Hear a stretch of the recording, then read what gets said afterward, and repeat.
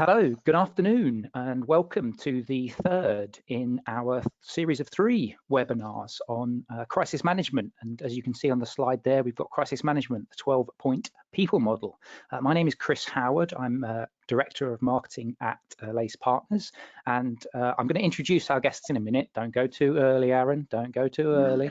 But before I do that, I just wanted to let everybody know that's on the call a little bit of housekeeping and what today's webinar is about. So I'm going to get Aaron to go into a little bit more detail in a minute, but essentially this third webinar is focused on what happens beyond the current situation. As you've all seen and heard about in the news, we're getting daily briefings from the government, and there's talk of the curve being flattened and the number of daily deaths being reduced for this current COVID-19 crisis. And what we've wanted to do with this webinar is to start look at, what's the next step, what's the transitioning into BAU. Again, I'm not going to go into too much detail on that because I'll let Aaron talk about that, but a little bit about LACE. If this is the first time that you've joined our webinars, you can listen into the first and second of our installments via our website. If you click onto lacepartners.co.uk/webinars, there's on-demand versions. We've also released a couple of podcasts in the last few weeks, including Kevin last week. Kevin and I had a sit down and a chat about a variety of different issues and challenges that HR teams are facing at the moment. You can find that on /podcast. It's lacepartners.co.uk/podcast. Just before we get into the detail, again, like I said, a little bit of housekeeping. I just need everybody to just confirm that A, they can hear me and I'm not just talking into a big void. And secondly, can you use the chat functionality as well? So if you can just pop a hello into the chat functionality so that we can see any questions that are being asked or anything like that. I can already see stuff coming through, which is absolutely fantastic. So Kerry, Max, Aileen, Marzina, Hillary, Andrew, Jane, Sarah, Lorenzo, Abby, thank you very much. You can hear me. It sounds like the reception is good. And so that is brilliant. There is going to be, if you joined us last week, for our or week before last for our second webinar, we ran some poll questions. We've got 3 poll questions. Aaron will introduce the poll questions as and when they come about. So if you could take just a minute or two just to answer those, it's really, really helpful. It helps to inform, and of course we'll share the results as we go through as well. A quick overview of LACE. If you don't know about LACE, we are a boutique HR transformation, technology and change and adoption consultancy. And if you'd like to find out more about LACE Partners, as I said on previous webinars, you can find out on lacepartners.co.uk, because you're not here to listen to me ramble on about LACE Partners. You're here to find out a little bit more about the 12-point people model. So we do have, the webinar will take about 45 minutes today, and we'll have about 10-15 minutes for questions. So please feel free to add questions as and when we're going through today's webinar, but you can always ask them at the end as well, and I will be monitoring those too. I think that's pretty much it. So I think I'll introduce our speakers for today, who are all on screen, and hopefully you can all see everyone waving.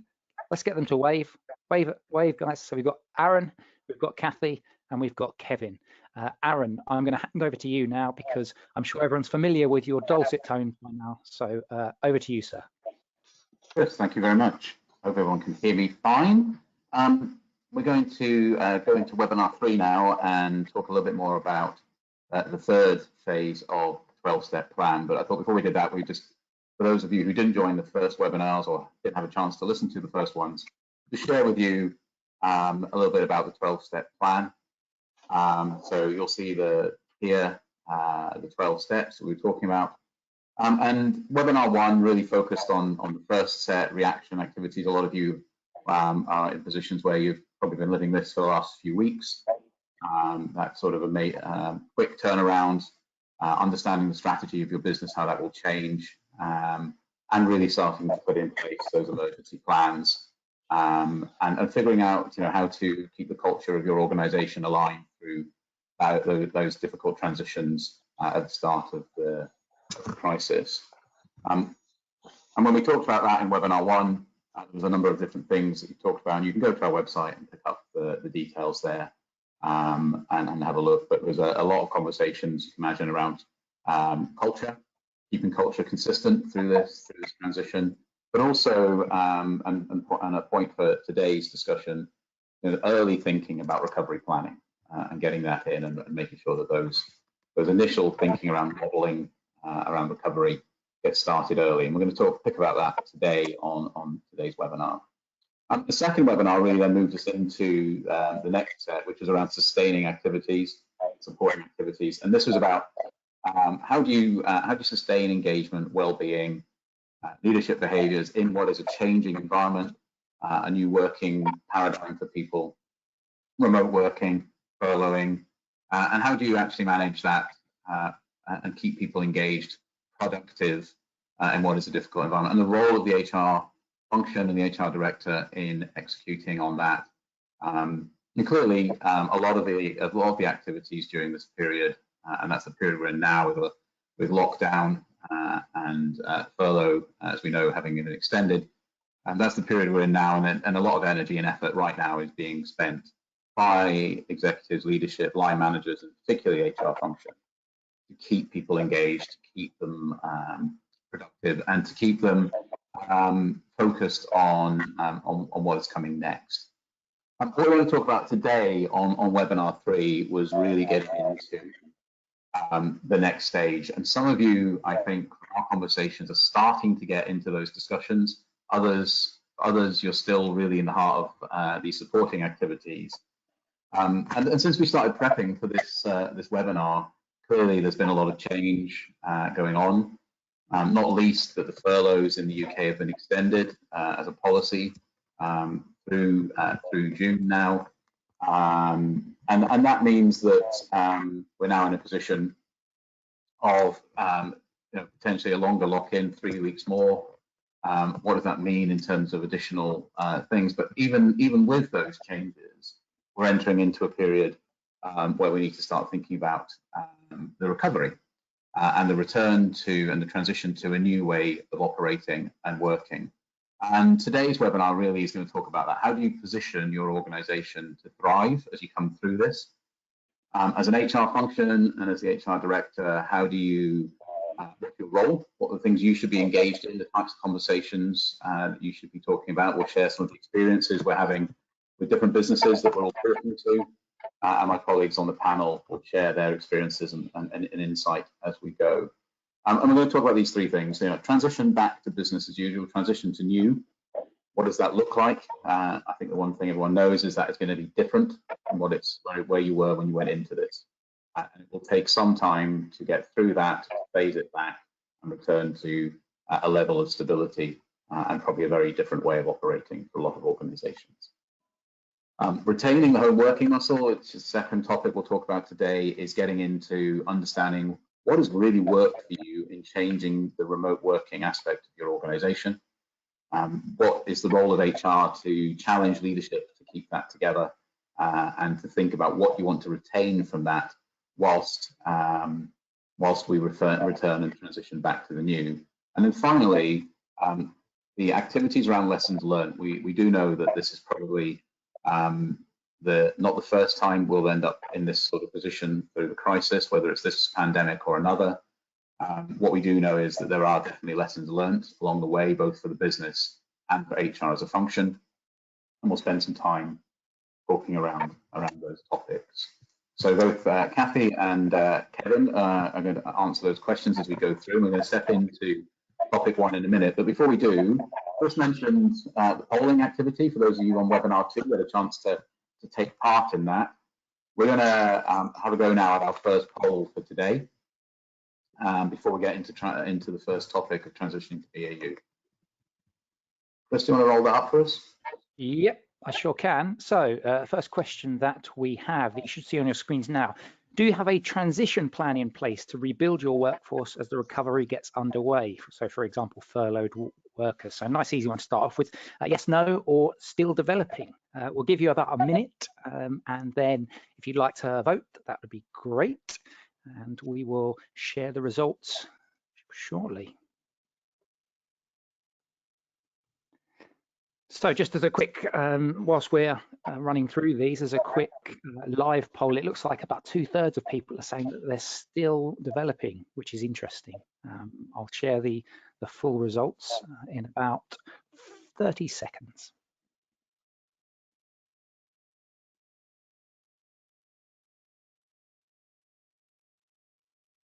Again, just a reminder, if anybody wants to ask any questions, you can ask any questions throughout this session. You just need to pop those questions in the chat box, and then I will see if we can get around to them. We might not get around to all of the questions, but we will be putting together an FAQ documents for afterwards as well. Okay, so I'll close the poll. And you should be able to see the results. Aaron, just checking you can see the results. Yeah, thanks, Chris.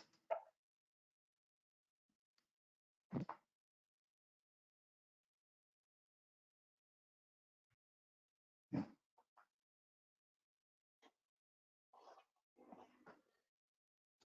Over to you, Aaron. I can't see those myself, but okay, sorry, I do apologise. So we've got 63% of people have said that they are still developing.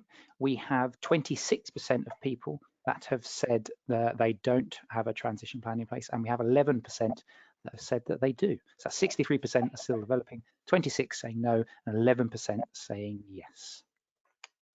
Yeah, I think that's a really interesting result, and I think reflects what, as a panel, we've been seeing in our conversations with clients and with HR directors and HR function, that this is still something everyone is focused right now on, those sustaining activities, and I think there's a growing awareness that they need to move into these, but a lot of organizations haven't reached there yet. I think the challenge is that you potentially face a phased return to work within sort of 3 weeks. Worst case, probably 6. And if we're following what is going on in Europe, there'll be some sort of phase in the next 3 to 6 weeks. That means that as an HR function, you're going to start getting questions very soon on how to handle that. And I think that brings us into the first real topic I want to talk with Kevin and Kathy around, which is this return and transition to the new, and just understanding a little bit around the kind of questions that are here. Who do you return to work? How do you transition to work? When? And how do you retain fairness in all of this? I think there's a number of different angles, the business angle and HR. Kevin, what kind of things are you hearing? Well, I think from a business perspective, I think the key is that organizations need to work through the shape and the way in which they're going to return. So, I mean, some of the issues that business leaders are thinking about now is, do we reopen all parts of the business? Do we geographically, businesses that are globally are operating at different speeds, with countries coming out of lockdown in different phases. So again, I think the questions are sort of quite imminent. I don't think this is a long way away. So I think actually businesses really need to start thinking about what services, what divisions, what areas, which geographical areas are going to come back. Secondly, I think there's then a question of what's the right way to do that. Does everyone return to the office? Do we have phased working? Do people work remotely for a couple of days and in the office for 2? Can we organize our office so that we've got social distancing, so that people are working safely when they return to work? And what do we need to do with our physical environment before that? So I think there's some quite big macro questions, and HR needs to be pushing the business to resolve some of those so that they can get into the people side of the planning. Because what our people are going to be looking for is clear communication. They're going to be looking for fairness and consistency in advance of the return to work. So people are going to be looking for certainty. And one of the things that we've had in the first phase of this crisis is everybody experiencing the same thing at the same time. Whereas now we're going to get much more into a fragmented, where some people are working differently, other people have got caring responsibilities staying at home, other people doing a blend. And I think that will throw up more challenges and more questions, because I think people will be going, well, I want to return to work. And other people saying, I'm quite happy to stay at home. And again, we've got to find a way of accommodating that, asking the questions, and then being able to respond. So do the right thing by our people and the right thing organizationally, I think is going to be a difficult balancing act for HR leaders and their teams over the next few weeks. But I do think you need to get into that planning phase as quickly as you can. And I think Kathy's going to pick up the bit about furloughing. Yeah, absolutely, Kevin. I mean, from specifically around furlough workers, and Lace, we have a small number of people on furlough as well, so we're going through the same process that a lot of the people on this call will be going through, in terms of now hearing that furlough is extended for another month until the end of June. But clearly, as part of that transition planning, it's really trying to work through at what pace and in what order you bring people back from furlough, and what your threshold decision-making criteria are to ensure that you're doing the right thing in terms of bringing them back at the right time for the business, but also for the individuals affected. And I guess it also depends on whether you're topping up salaries or not. And clearly, if you're not topping up salaries, or you're not topping up salaries to 100%, then those individuals that you select to come back into the workplace will be going back onto their normal pay. And potentially, if they're in a commission or an incentive-based role, actually having the opportunity to earn substantially more, potentially, depending on the type of work that you're doing. So actually, the critical thing here, as Kevin's already mentioned, is communication. But in terms of selecting who comes back and when, there needs to be complete transparency. You need to be in a position where you've got your criteria really, really clear and everyone understands them, so that there is an orderly transition back into the workplace. And for those individuals that as a result of coming back are earning more, or are able to have access to more incentive-based pay, that again is done in a fair way, so people who aren't back don't feel disadvantaged and aren't sort of in a sort of grievance situation of saying, well, why have I been left on furlough when others have come back? So the transparency around that is critical. And then you also need to think about the risks associated when people are coming back, and whether you need to be sort of potentially even asking for volunteers. If you have a pool, let's say you have a pool of 100 employees, and you know that from a business demand point of view that you only maybe need a third of them to come back initially, whilst business picks up again, or maybe when you're offering skeleton services or less product, depending on your business. In that situation, if you've got 100 people doing the same type of role, and you only need a third back, maybe there's an option to ask for volunteers. So those who don't have dependents who they need to be looking after, those who maybe are isolating still, or have members of their family who are ill, can make the choice to stay off for longer on furlough, and those who want to come back the soonest can come back. But it's really about doing that in a fair and transparent way. And then when people do return, the other factor here is about setting the right tone. So when people come back from leave, or home working, or furlough leave, back into the workplace, there'll be a mix of emotions, right, which we'll all be experiencing. Some of us will be delighted to be back, really keen to see everyone, feel like a party to celebrate. Others may be coming back from a situation where they've lost family members. So you've got a real spectrum of emotions and personal situations to try to sort of strike the right balance and achieve the right tone about organisationally how you embrace those who are coming back, but do it in a way that's compassionate around the experiences that different people will have had. And I think the HR team and all of the things that I've described there are really critical about how they get that tone just about right. And it's a really tricky one to achieve. But I think, speaking to your employees and having a way of accessing feedback is really critical. Yeah, something we touched on, Kathy, wasn't it? In webinar 2, I think, was, and I think, Kevin, you raised the point, actually, was about the need for that body that allows you to get the sense of the organization across the different levels of your organization, the sounding boards, to allow you to understand. I think they're going to play a critical role in this return planning. I think it's clearly the other thing I think as well in terms of HR getting on the front foot of this is, I know from talking to some organizations that as we went through the initial critical restructuring and the reaction phase, I think a lot of HR functions weren't able to get on the front foot, and as a result, various parts of the business kind of declared their own way of doing things, and it took a while to stabilize that and get some alignment. I think we run a similar risk as we go into this transition to new, that if HR aren't leading the discussion, you can end up with different parts of your business or different units and divisions taking different approaches. Again, It comes back to the fairness of approach. Absolutely, and having consistency, fairness, and openness. I think the other thing for HR practitioners on the call as well. I also think that one of the things.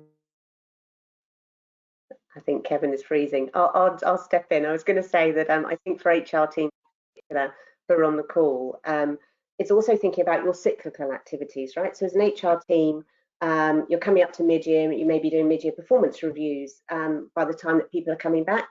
And in that scenario, what are you reviewing? If people have been homeworking, what performance information have you got? How visible have people's outputs been? And similarly for those who are on furlough, how do you assess fairly someone's performance over that period? So think about your cyclical activities, performance management, your reward reviews, when you might run your next engagement survey, for example. How you're offering learning support. Maybe people coming back from an extended period of furlough might need some onboarding support to refresh on skills and capabilities, or just to get back into the working way of life again. So it's thinking through those cyclical activities and the type of support that people need as an HR team. What does this impact? What's the impact of this effective sort of hibernation for furlough, but also those people who've been working from home? And what impact does it have on the way you're going to run those processes over the next few months? I think, yeah, I think that one of the things that people do need to think through is the potential second peak. We actually get the business back up and running. We're bringing people back to work. We're providing services to customers, and then there's another outbreak, and the government starts to close stuff down again to respond to that. So again, I think when we're talking about business as usual, I think we need to accept that however we return, and it will be gradual, we're then going to have a different working environment. We've also got to contemplate making sure that we've got a plan in place if this re-emerges and we then have to go back to working in the original way. So I think we've got to make sure that our planning is much more fluid and responsive, and that we don't get solidified again so that it becomes incredibly difficult. We need to be a little bit more agile. Excellent, thank you. I'm going to move us on in a second, but I think just to summarise what I think I heard us all talk about there is that the time for doing transition to new planning is now. That's really what we're understanding, and the HR need to really take the front foot on that, right, in terms of the level of people, challenges, and questions that are going to just come up as part of the planning. I think, Kathy, you're really clear on sort of fairness and transparency as part of that process, getting the polling from your organisations, but also thinking through the impact on your core HR processes, those cyclical processes, as you mentioned, really understanding how they operate. And I think, Kevin, your point at the end there is really key, that there is not going to be one plan. Right? This is something that is going to flex as this unfurls and as we start to see how those things change. Is there anything else either of you would like to add at that point before I ask us to do the second poll? All good for me, Aaron. I think straight to the second poll. Second poll it is then, Chris, we're up. Okay, so next poll, how much of the operational flexibility will you retain in your business? And the example in brackets given is remote working, wellbeing initiatives, etc. Please select one of the few below. So it's none, very few, some, or the vast majority. Get voting, people. So once again, that's how much of the operational flexibility will you retain in your business, remote working, wellbeing initiatives, etc. And the four options are none, very few, some, and the vast majority. We've had a question that's come in just about capturing the different step points being made by Kathy. Just for the benefit of everybody on the call, we're planning on producing regular podcasts which will look at different sections of the 12-point plan, but also some of the challenges that HR teams have been facing at the moment. We'll also be writing some content so that you can download that. So we'll have some FAQs which will be available, answering some of the questions that get asked today. But also Aaron and Kathy and myself have talked about writing an insight follow-up blog, which will follow at some stage after this webinar too. We are also going to, this is the third of 3 webinars. Again, as I said earlier, it's available on demand, but we're also going to have some other webinars around specific, maybe drill down topics that we are still discussing internally at LACE. So we've had a minute and a half coming up, so I'm just going to close the poll now, and hopefully can share my results, and hopefully you guys will be able to see that. So how much operational flexibility will you retain in your business, remote working, well-being, etc.? 0% have said none, 0% have said very few, 52% of respondents, and we had 70% of people vote. So if you haven't voted for the third one, please vote for the third one as well. Third question that we have. So 52% said some. The vast majority was 48%, Aaron. So I'll hide that poll now and hand back to your good self. Great, thanks, Chris. And we talked about this in webinar 2 a lot when we were talking about those sort of sustaining activities. and retaining the ways of working. We recognise that for a lot of organisations, that the step into remote working, home working, was a significant shift. And for some organisations, almost countercultural, but one which, now that the box has been opened, is very difficult to change. I think it's proven that it works for most organisations, and people are settling into a new way of operating and working, more access to family, more leisure time, less commute, etc., etc. And I suppose that the challenge as an HR director, as you look at that, is you know that some of it works, and for some of your workforce it's particularly good, others it's not. And you need to understand a little bit about what you want to retain, and you need to guide the business through understanding what to retain. We were discussing this earlier, Kathy. I think one of the things that kept coming up was, how as an HR director do you know what to keep? Yeah, absolutely. And at the end of the day, in HR we try and make evidence-based decisions, right? So we're not going to be doing this with a finger in the air guess. And it's a bit like you've been stretching an elastic band when we've all been working from home, or been stretching and stretching and stretching the organizational capability to operate remotely for those organizations that haven't been doing so up to now as part of business as usual. And now we're going to, there's the potential now that you just let go and you spring back to where you were before the crisis. And I guess what the HR teams need to be able to do is to understand what the benefits have been for the organization as a whole, in terms of productivity, in terms of output. So whether that's been a positive or a negative impact. We need to understand from our suppliers and our customers' perspective how it's changed their experience. And we also need to understand from an employee point of view, obviously the HR's motivation, there will be an employee point of view to understand what's worked for employees and what hasn't, and what challenges they faced. So I think it's my advice on this would be data led on this one. What data can you use to help the business understand the impact that working from home has had? Now, clearly, what you could put in place may be temporary arrangements, and there may be other things you need to do to make this a longer term solution for your business. But what you've proven is that it's possible, and therefore, what data do you have to show the impact on productivity, the impact on engagement, the impact on people's flexible way of working, and how much people may have appreciated that, and from a customer and supplier point of view to do the same as a business. So what are the ways in which you can gather that data to ensure that you're making the right decisions, informed decisions on what works for you and what maybe doesn't work for you? And some of that might be this employee representative group that we've been talking about to get that employee feedback.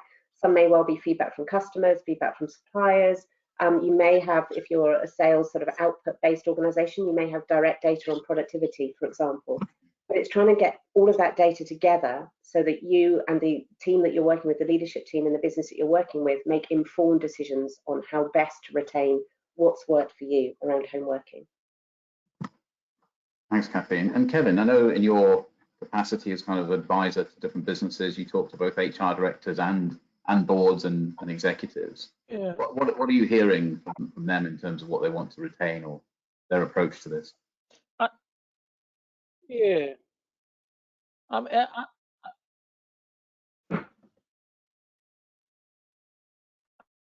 We've lost Kevin. We need to switch off the picture of Kevin and listen only to his voice.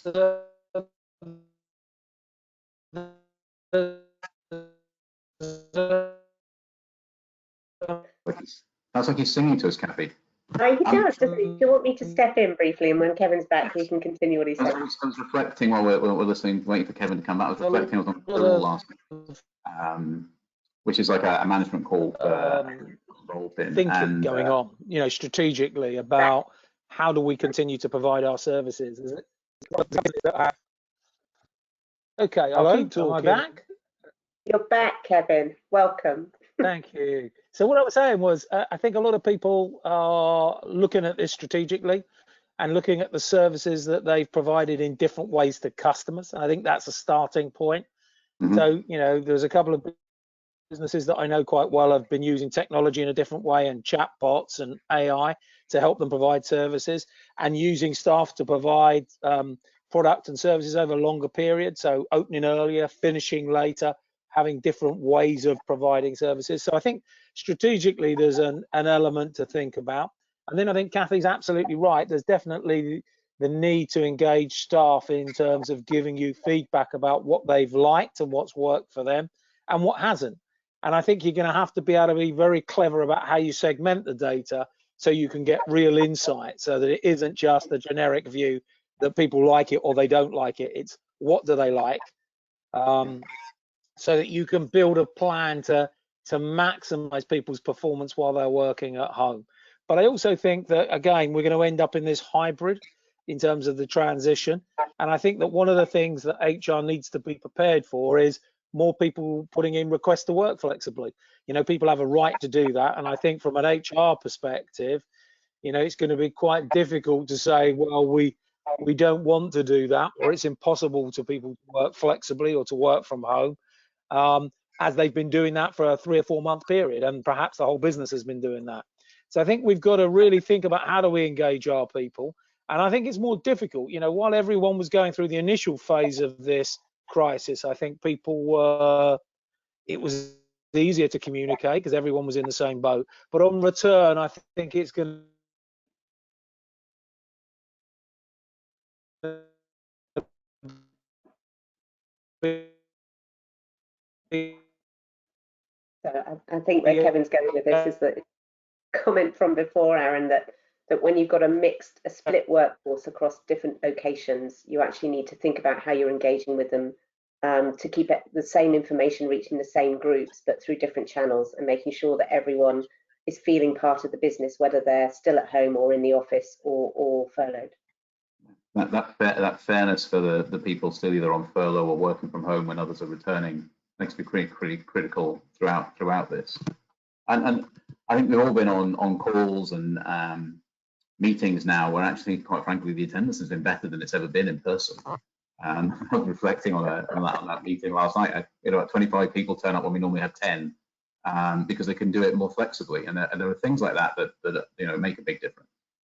But if I just summarize a little bit your thoughts on this and the feedback, I think, you know, you led off there, Kathy, with, you know, you need to be data led, right? You need to think about data led. And when you made the point that one of the big points around that is prioritizing around the business. What is the adding benefit to the business, not just what people like and enjoy, but, you know, clearly that's an element to it, and being specific with it. And I think you need to therefore engage staff around that. And you also need to be conscious now, I think, as an HR director, that there will be more requests for flexible working. And it's harder to argue that that's, you know, detrimental to the business now in a lot of cases. So people need to think about how to handle that. The other thing that's come up in a couple of conversations recently is the need to continue to be empathetic through this process, to the individual's circumstances, because it's going to take time for people to transition through this period, and they're going to, the remote working, the access from home, etc., is going to continue to be actually one of the tools to help people transition through that. So keeping that open.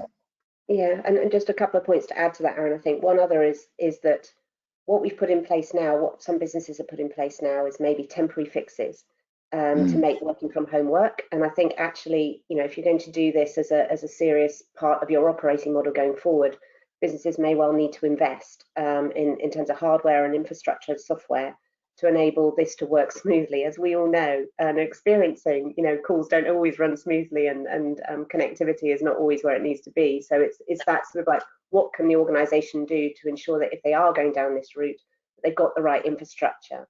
And then I think the other thing is that to me personally, I think there's still, you know, it's still about choice, and about ensuring that you're taking account of preferences. So, you know, there'll be some people for home working, it is relatively straightforward. They have the space, they have the environment to do it within, and then there'll be other people who maybe are in small flats or with little personal space or shared space. And actually, how in that, you know, if you're going from a service centre or a big operation and trying to create flexibility in that going forward in your operating model, and have a portion of people working from home, especially for those people on lower incomes, you know, actually they may not have the space to do this successfully. So there's a range of different things to consider, I think. Yeah, excellent. Thank you very much. We're going to move on and go to our third topic. Again, I think we have a poll, Chris, to run at this point. We sure do. Run that again.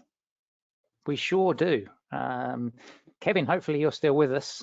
Hopefully the I am. the bandwidth in Isha hasn't ground to a halt. But the third and final poll that we've got: how fit for purpose was your business continuity contingency plan to inform your approach to managing this crisis?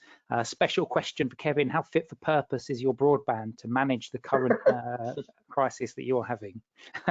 And the questions are: unfit, it worked to an extent, or we were prepared and have been able to successfully manage. So once again, that's how fit for purpose was your business continuity stroke contingency plan to inform your approach to managing this crisis. Unfit, it worked to an extent, and we were prepared and have been able to successfully manage. And again, this was something that Kevin and I touched on in a podcast that we did last week when we were talking about this sort of stuff. So if you want to listen into that, you can do so. It's the HR on the Offensive podcast. I don't know if I mentioned the title of it. I obviously mentioned that we run a podcast, but not the title of it. So you can find that in iTunes. You can also find that on Spotify, Stitcher, TuneIn, which is the Alexa. So you can tell Alexa to listen to Kevin's dulcet tones or my dulcet tones as well. We've got 60% of people that have voted so far. We've got 11% have said unfit, 41% have said it's worked to an extent, 48% saying that they were prepared and have been able to successfully manage, which certainly bodes well, I guess, for a lot of people on the call. So that's a really positive thing as well. So we're just at 1 minute 20 now, so I'll close and then share the poll. Hopefully you can all see that there. So we've got 11% of people, again, like I said, 11% of people saying that it was unfit, their continuity plans. 43% have said it worked to an extent, and 47% have said that they were prepared and have been able to successfully manage. Back to you, Aaron. Right, thanks, Chris. That's definitely some interesting results there, I think. We're going to move on and talk a little bit about the lessons learned side of things now. And we had a really interesting debate around this when we started the prep for this webinar in terms of when's the right time for this. And I think you know in webinar 1 we talked about starting to do some modeling early on, even at that critical sort of response stage, understanding your modeling. But in a lessons learned as an activity, I don't think it's going to be just one thing, really. I think that's where you, Kathy and Kevin were coming to, right, when we talked about it earlier, that the lessons learned activity and the role of HR in doing that is going to happen on multiple occasions between now and stabilization of your business, whenever that comes post this transition back. Kevin, you know, I know you've got strong views on HR's role in leading a lot of this learning with the business. You want to expand on that a little bit? Yeah, I mean, I think that it's really important that HR plays an active role and make sure that the organisation captures the learning. You know, there's lots of things that have, I'm sure most organisations have done incredibly well, and they can learn from and adapt and use to make the organisation better than it was before. So I think there needs to be some space and some time. I think, as we've already said, there needs to be a capture process so that data is collected and evidence is collected. So again, this isn't just, you know, whim-based, memory-driven lessons learned. So I think there's time and space. So I think it should be after you've gone back through the transition phase that we talk to the return to business as usual. So I would be saying that I think time should be built in September and October, perhaps even later, where HR really drives it. You know, what's this done to our culture? Have we got the right structure going forward? Have we got the right leadership and management capability? What do we need to do to actually improve all of those things? And I suppose the obvious question is, how robust was our contingency planning? Could we just dust it down and actually follow it, and it enabled us to survive? Or is it one of those things where we turned on the head of a sixpence and operationally we did some remarkable things, but it was all down to the ingenuity, creativity and imagination of our staff rather than a systemic plan that was there and ready to deploy? I think there's a lot to be thought about, and I think the thing that Kathy has mentioned is make sure that you capture the learning, you do the surveys, you look at the data, so that when you create this space for the leadership team, they're doing something which is holistic and systemic, and is actually about how do we make sure that the organisation is better at responding. Because one of the things we mustn't forget is this is not a black swan event. This was something that has been predicted for the last 20, 25 years. You can even go back to 1918 and the Spanish flu, so this wasn't something which was outside the realms of possibility. So I do think organizations need to get better at thinking about their contingency planning. And certainly when I was at Royal Mail, do practice events. We used to certainly have to do those once a quarter in terms of our risk register. And I think that may be the side of thing that businesses need to do going forward. Thanks, Kevin. I think you're right. That role of HR to reflect and lead the exec and the business through that reflection, it's critical. But there's also going to be a period of also working, I expect, with the CEO to look at that top leadership team and its performance through this as well. And I know, Kathy, you're very passionate about HR's looking at HR's performance through this process as well, and then the lessons. Absolutely. So it's obviously, as Kevin's outlined, the HR leadership have a critical role in helping the business leadership reflect on the lessons learned. And I think I completely agree with him that you need to wait until you've got the headspace for the right time to happen. You can't be worrying about the here and now to the extent we are now, to have the headspace to reflect.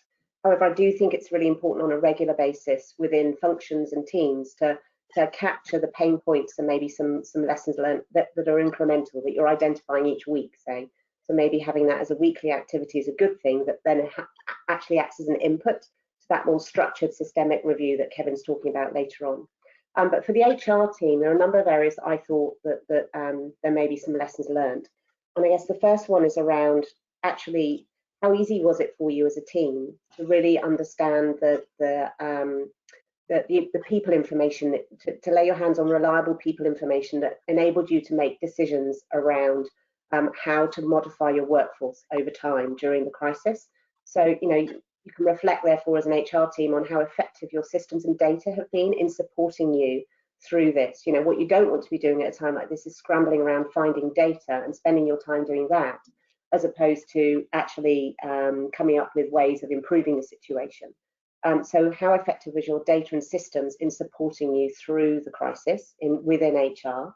I think the second thing, which Kevin has touched on, is actually how effective have your line managers been? We've talked over the last two webinars, particularly around the pivotal role that line managers play, and I know it's one of my favourite topics, but it's around, actually, I think they've been put in the spotlight even more over the last few months and over the time that we'll have now as we transition back.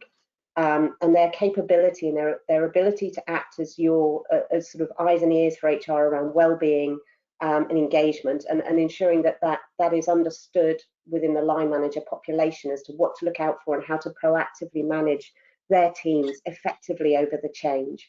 So I think there's some reflection to do within HR about what can HR do to upskill that line manager population to be even more effective people managers going forward, to have the confidence and the capability to manage their teams really, really well, not just in BAU, but in this crisis situation. So I think the crisis has acted as a sort of magnifying glass on that level of capability to give you really, hopefully, really good insights as to what maybe you can do as a function to help build that capability over time.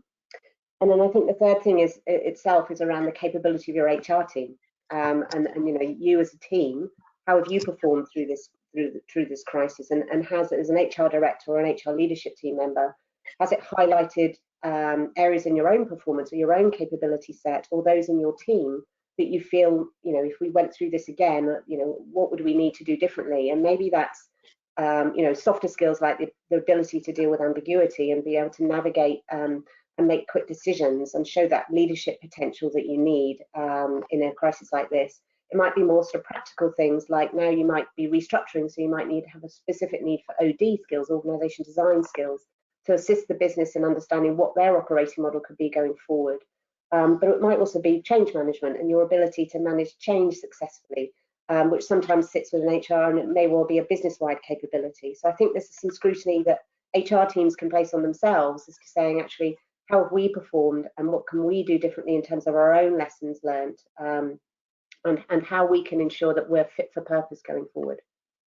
Excellent, thanks. And I think in terms of, we focus on this as a thriving kind of N3 activities, making sure your business is as fit as possible, coming through the transition, to be as competitive as possible. And I think one of our audience today, Steve, has raised the question of what's the value or the role of looking at the competition and how they've responded as part of this lessons learned and this planning. I mean, I think there's some real value in that. I think there's, I think you need to do an environmental scan, not just your competitors, how did they respond, but what can we take as lessons from organizations that were really agile and got operationally incredibly quickly? What can we learn about our engagement approach? What can we learn about our line managers and our cultures? Did our values stand up at the test of time under huge pressure and scrutiny? Did we really behave in the way that we said we would?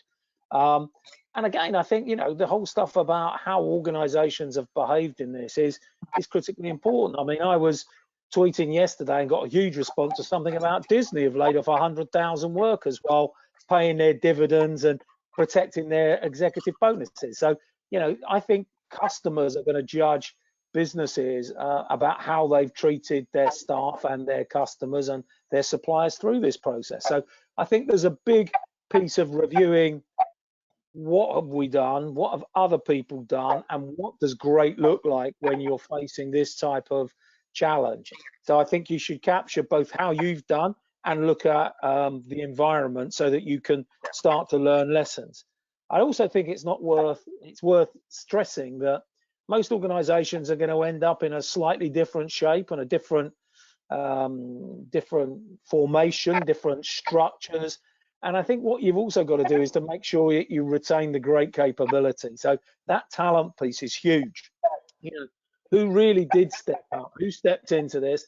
Who would we need to retain, in our top 50 or our top 100 or our top 200? And who has this shown hasn't got the skills and capabilities to operate in the way that we need them to? And some of that may lead into decisions about who's retained and who's not, but it certainly should lead into debates about development and the ability to grow people and give them feedback, because what we can't do is not learn the lessons and, if an event happens in 2 or 3 years down the road, respond in exactly the same way. This is a once in a lifetime potentially experience, and we do need to learn the lessons so that the generations that come after and the teams that come after in terms of leading our businesses are better prepared than we were. No, that's it. I would add to that, Aaron, in terms of having the external context is going to be really critical to your employee value proposition going forward as well. So ensuring that you remain competitive against your marketplace around, and that that might be to do with flexible working, but it will be to do with the experience people had whilst going through the crisis working here, as Kevin has said.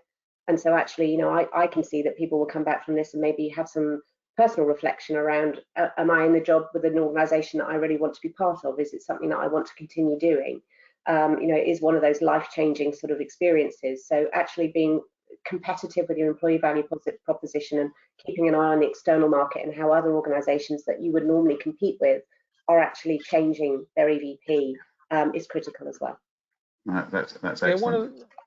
One of the things I picked up, Aaron and Kathy, was from an organisation that's already designed, they're using a supplier to help them with online coaching for their middle managers, because I think they've recognised that they're going to need some kind of intervention to engage those people, because I think they're well aware that they've got some very good people, and I think other people would be looking at them. So I think they know that they want to engage their leaders and managers quite early and give them some development when they're thinking about, is this the right environment? Is the right context for me and my career over the next few years? So I think an early intervention there is most probably quite appropriate, because I think you really don't want to come out of this and then lose your best people.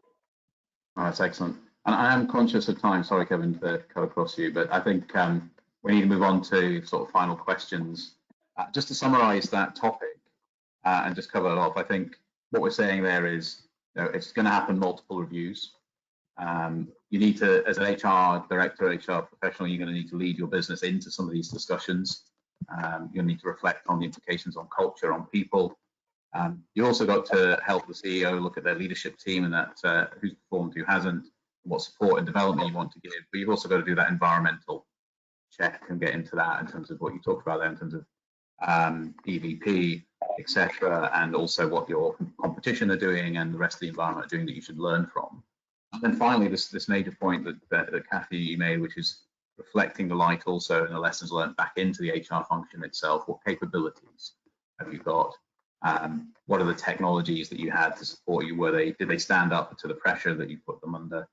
And how are you supporting your line managers going forward? And what skill sets do you need in your HR function in the medium to long term to help your business come out of this fighting and to address the changes that it's going to go through in the short term?